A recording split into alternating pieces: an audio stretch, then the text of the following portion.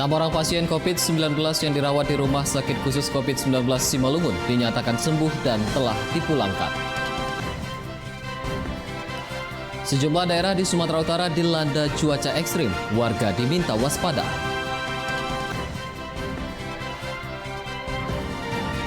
Jelang Idul Adha 1441 Hijriah, omset pedagang hewan kurban di Padang Sidimpuan menurun drastis. Halo pemirsa, senang sekali kami dapat kembali hadir di hadapan Anda dalam program Wajah Sumut edisi Senin 27 Juli 2020. Selain 3 berita utama tadi, kami juga telah menyiapkan informasi menarik lainnya selama 30 menit ke depan. Bersama saya, Dana Pangaribuan, inilah Wajah Sumut selengkapnya.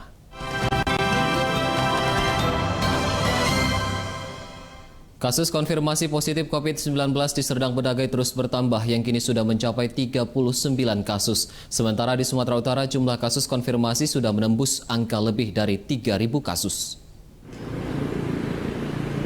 Tim Satgas COVID-19 Serdang Bedagai menyampaikan ada penambahan 9 kasus konfirmasi positif COVID-19 tertanggal 22 Juli 2020 lalu.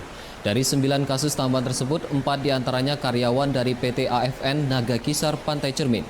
Menurutnya ada penambahan 9 kasus positif COVID-19 dari data sebelumnya per tanggal 22 Juli sebanyak 30 kasus kini menjadi 39 kasus. Sehingga total kasus konfirmasi di Serdang Bedagai berjumlah 39 kasus. 20 orang diantaranya masih dirawat, 1 meninggal dunia dan 18 lainnya telah dinyatakan sembuh. Sementara untuk kasus COVID-19 di Sumatera Utara juga terus bertambah yang kini sudah mencapai 3.371 kasus konfirmasi dengan rincian 176 orang meninggal dunia dan 897 lainnya dinyatakan sembuh, sedangkan suspek berjumlah 366 orang.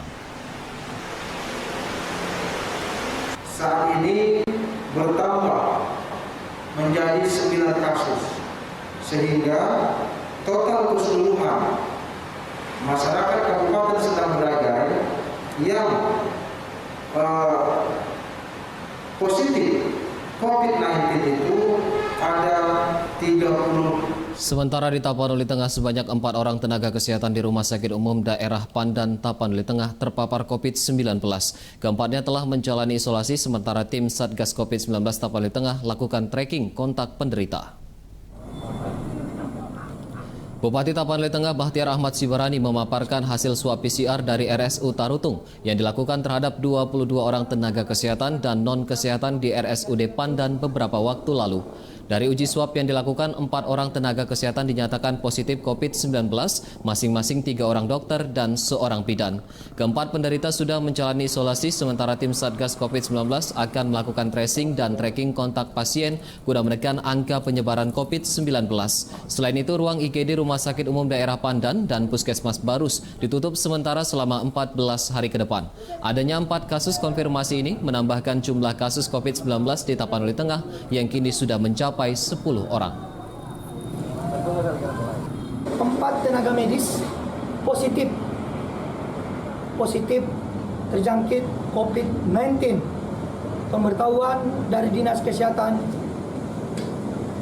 Tapanuli Utara, rumah sakit tersebut adalah rumah sakit rujukan dari provinsi. Pemirsa, Universitas Sumatera Utara kembali ditutup sementara menyusul sejumlah dosen dan staf Biro USU yang terpapar COVID-19. Lockdown dilakukan guna melindungi warga USU dan mengantisipasi penyebaran COVID-19. Kebijakan lockdown dilakukan sesuai dengan surat edaran resmi USU nomor 6.877 tertanggal 24 Juli 2020 soal penutupan aktivitas kampus sejak tanggal 26 Juli hingga 2 Agustus mendatang. Penutupan dilakukan menyusul adanya sejumlah dosen dan pegawai di lingkungan Universitas Sumatera Utara yang dinyatakan positif COVID-19 dari uji swab. Sementara itu, Rektor USU Runtung Sitepu yang sebelumnya positif COVID-19 dengan status kasus konfirmasi tanpa gejala, kini telah dinyatakan sembuh setelah menjalani swab tes sebanyak 2 kali dengan hasil negatif. Belum ada pernyataan resmi dari pihak USU maupun tim Satgas COVID-19 Sumatera Utara terkait jumlah dosen dan pegawai USU yang terpapar COVID-19. Pihak USU menegaskan penutupan sementara dilakukan sebagai komitmen untuk melindungi warganya dan mengantisipasi penyebaran COVID-19.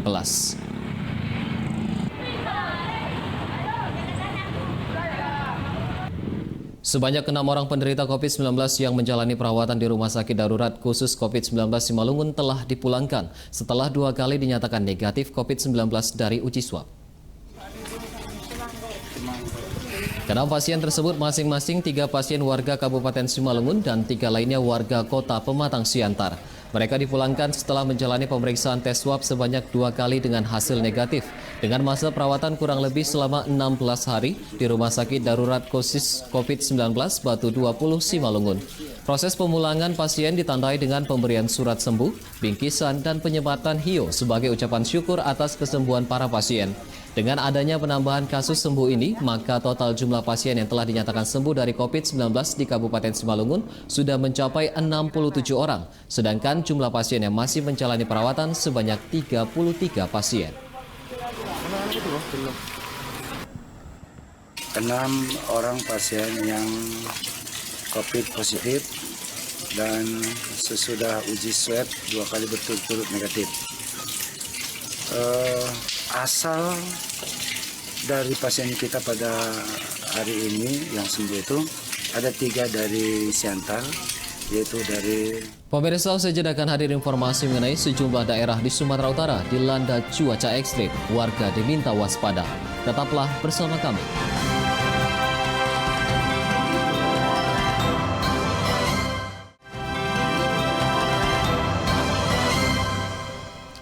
Anda masih bersama kami di Wajah Sumut. Hujan lebat yang melanda wilayah Mandailing Natal dalam beberapa hari terakhir mengakibatkan longsor terjadi di Desa Tobing Tinggi, Kecamatan Panyabungan. Akibatnya badan jalan tertimbun material longsor dan menutup akses jalan provinsi. Akibat longsor, arus kendaraan yang hendak melalui akses jalan provinsi sempat terhenti dan mengakibatkan kemacetan kendaraan. Camat Panyabungan Timur Erwin Nasution menjelaskan, longsor yang terjadi sekitar pukul 6:45 waktu Indonesia Barat tersebut menimbun badan jalan yang menjadi jalan penghubung Panyabungan Timur dengan Panyabungan Kota. Selain memutus jalan provinsi, longsor juga mengakibatkan akses jalan ke 13 desa terputus karena tidak bisa dilalui kendaraan. Sejumlah peralatan berat telah dikerahkan untuk membersihkan material longsor yang menimbun badan jalan agar akses jalan bisa kembali dibuka.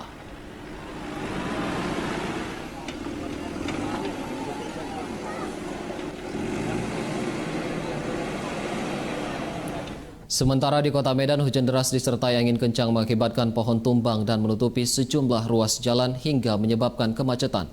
BBMKG Wilayah 1 Medan keluarkan peringatan dini akan cuaca ekstrim di wilayah bagian barat Sumatera Utara. Seperti di kawasan Jalan Juanda Medan, sebanyak 4 pohon cemara tumbang akibat hujan deras disertai angin kencang. Batang pohon yang tumbang menutupi akses jalan hingga menyebabkan kemacetan.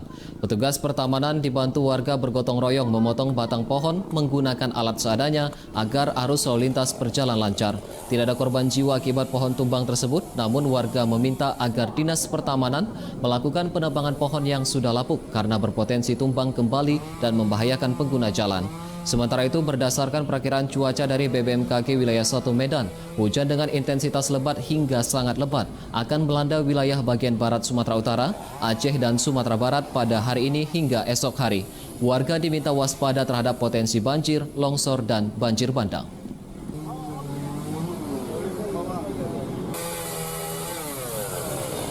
Pemirsa, kita beralih ke berita kriminal. Tim Reserse Narkoba Polrestabes Medan menggagalkan penyelundupan 15,4 kg sabu dan 20.000 butir pil ekstasi. 2 orang pelaku terpaksa ditembak polisi di bagian kaki karena melakukan perlawanan. Penyergapan terhadap para pelaku narkoba ini dilakukan tim Satreskrim Polrestabes Medan dari 2 tempat terpisah. Satu pelaku berinisial TZ disergap di kawasan Pinang Baris Medan saat membawa 15 kg sabu dan 20.000 butir pil ekstasi. Dari pemeriksaan, pelaku yang merupakan warga Kecamatan Medan Sunggal ini mengaku sebagai kurir narkoba yang membawa narkoba dari Riau menuju Medan. Sementara 2 pelaku lainnya berinisial KS dan IE merupakan pengedar narkoba dengan barang bukti sabu seberat 450 gram. Pelaku ditangkap polisi dari satu hotel di kawasan Jalan Jamin Ginting Medan, sementara satu pelaku lainnya ditangkap di kawasan Percut Setuan. 2 dari 3 pelaku terpaksa ditembak petugas karena melakukan perlawanan saat akan ditangkap. Ketiga tersangka kini ditahan di Mapolrestabes Medan dan dijerat pasal 114 ayat 2 Undang-Undang Nomor 35 Tahun 2009 tentang narkotika dengan ancaman hukuman maksimal 20 tahun penjara.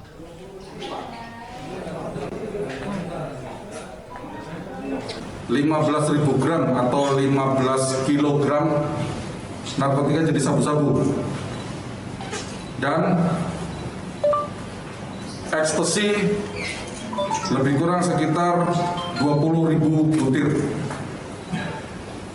Menurut pengakuan daripada tersangka TZ bahwa yang bersangkutan diperintahkan oleh tersangka BR yang saat ini masih DPO yang sedang dikejar oleh Tim Reskrim Polsek Deli Tua meringkus seorang tahanan kasus pencurian telepon genggam yang melarikan diri beberapa hari lalu dari Polsek Deli Tua.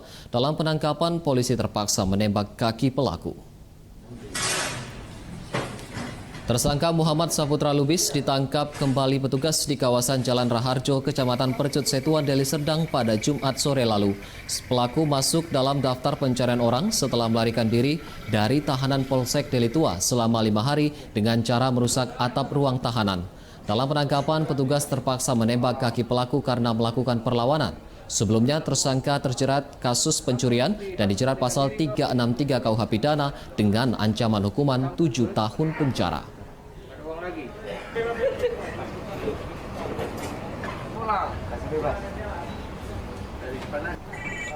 Kepolisian Polsek Firdaus menangkap 2 orang pelaku pencurian sepeda motor yang kerap beraksi di kawasan Serdang Bedagai. Keduanya diamankan setelah aksinya terekam kamera pengawas CCTV.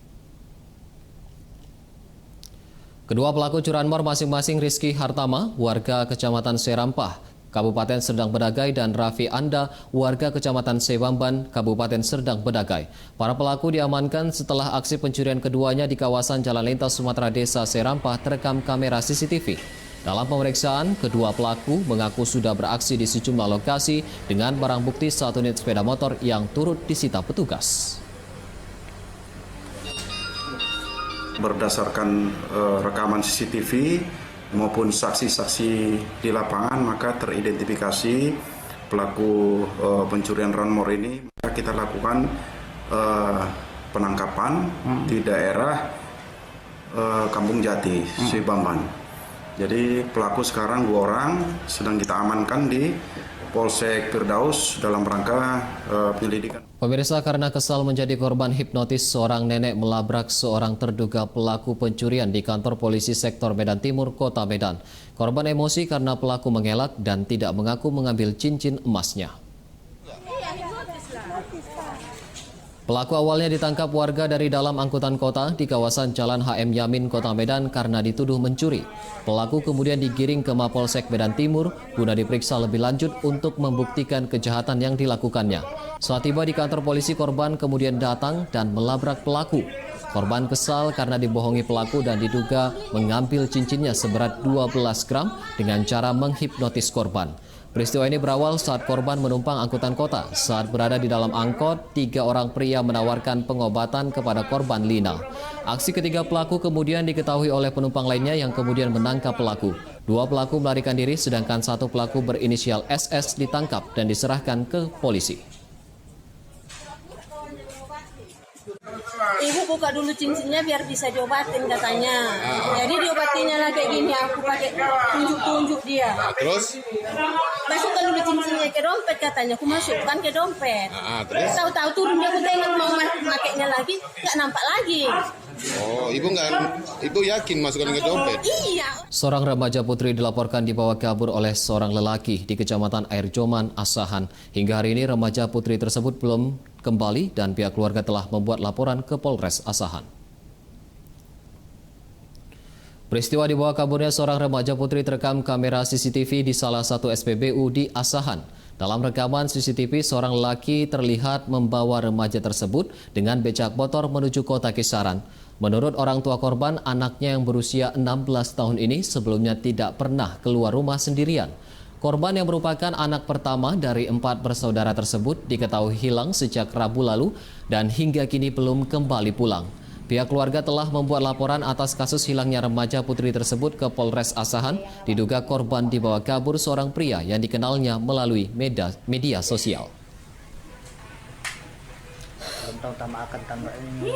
Diajak laki-laki itu semua kan diambil, itu HP diambil, HP diambil, entah apa lagi lah itu diambil sama orang ini. Tapi akhirnya kok dia itu nurut, tapi dia diambil gitu loh.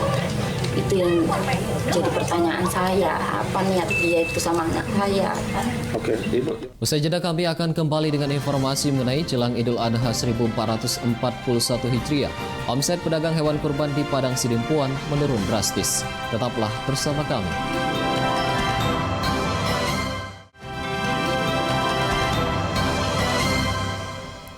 Kembali lagi di Wajah Semut. Bakal calon wali kota Medan Bobi Nasution mengklaim elektabilitasnya saat ini unggul dibanding kandidat lainnya dalam menghadapi Pilkada 2020 mendatang. Pernyataan tersebut disampaikan Bobi Nasution saat berkunjung ke kantor DPD PDI Perjuangan Sumatera Utara jelang pengumuman resmi penetapan calon kepala daerah yang diusung partai berlambang banteng tersebut. Bobi menyebutkan persiapan yang dilakukannya saat ini adalah fokus pada pemetaan sejumlah permasalahan di Kota Medan dengan mendatangi langsung masyarakat Kota Medan.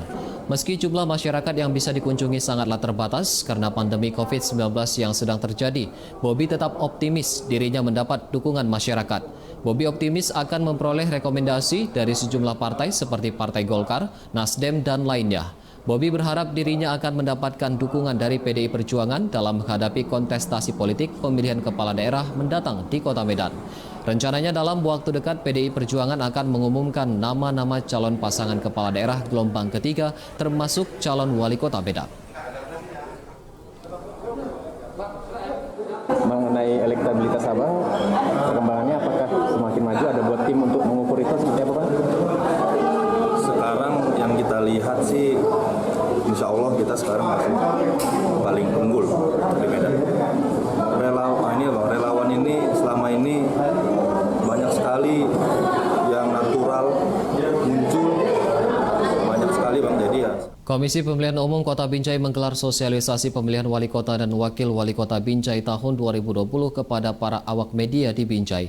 Hal ini dilakukan agar insan pers dapat membantu proses sosialisasi dalam memberi informasi tentang tahapan Pilwako Binjai kepada masyarakat. Sosialisasi pilkada terhadap seluruh awak media dilakukan di Aula Warung Pondok Coklat, Jalan Pandega, Kecamatan Binjai Selatan.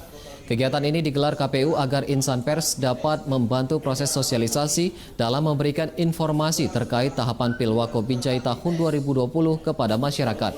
Dalam sosialisasi tersebut, KPUD Binjai menjelaskan tahapan pilkada untuk penetapan paslon dilakukan pada tanggal 23 September 2020. Sedangkan masa kampanye akan digelar mulai dari 26 September hingga 5 Desember mendatang. Saat ini KPUD Binjai sedang dalam tahapan masa kerja coklit data pemilih hingga 13 Agustus 2020.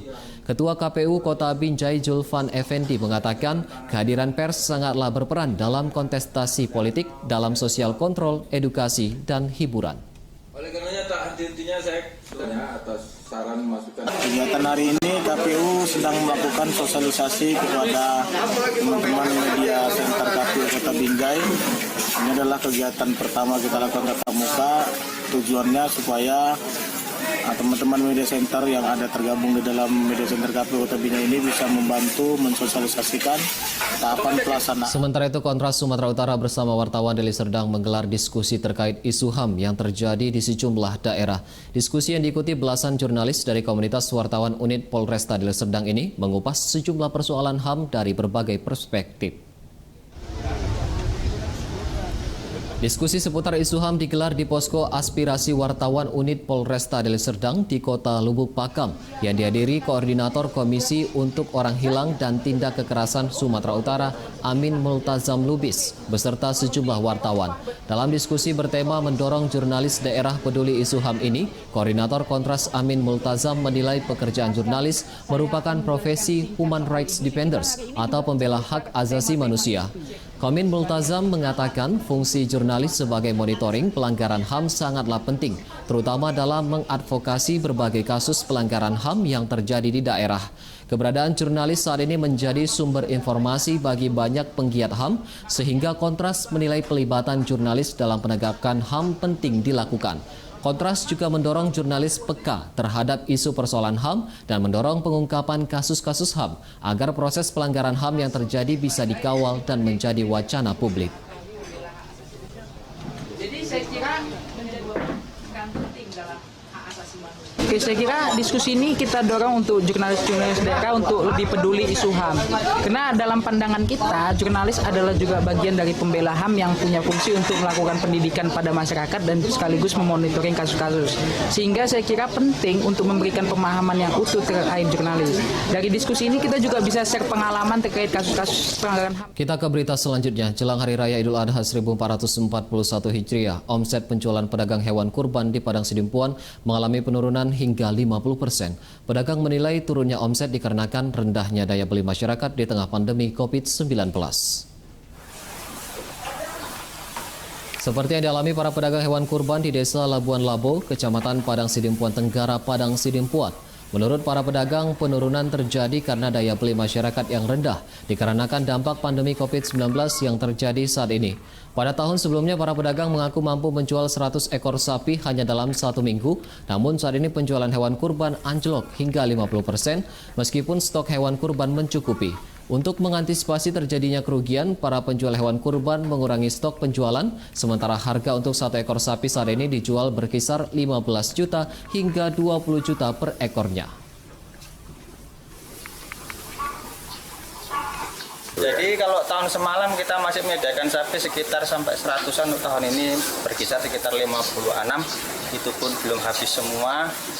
Jadi kita mengkaji pada nilai apa yang panitia-panitia kurban, rata-rata nilai permintaan dari kurban masyarakat itu agak turun. Jadi agak mandek lah.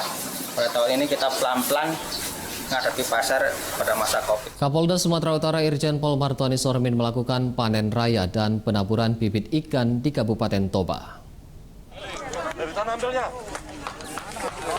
Didampingi Bupati Toba Darwin Siagian, Kapolda Sumatera Utara melakukan panen raya di areal persawahan seluas 100 hektar di Desa Lumban Holbung. Sementara di Desa Siregar Aiknalas, Kecamatan Uluan, Kapolda Su juga melakukan penaburan bibit ikan. Selain melakukan 2 kegiatan tersebut, Kapolda Su juga memberikan penyuluhan hukum kepada masyarakat. Di hadapan masyarakat, Kapolda Su menyampaikan pentingnya menjaga nilai moral dan tatanan kehidupan desa, terutama di tengah pandemi COVID-19. Kapolda Martuani Sormin juga mengajak masyarakat turut serta menjaga Kamtibmas dan menolak narkoba. Seluruh rangkaian kegiatan yang dilakukan Kapolda Su merupakan bagian dari program ketahanan pangan guna membantu warga memenuhi kebutuhan hidup di tengah pandemi COVID-19.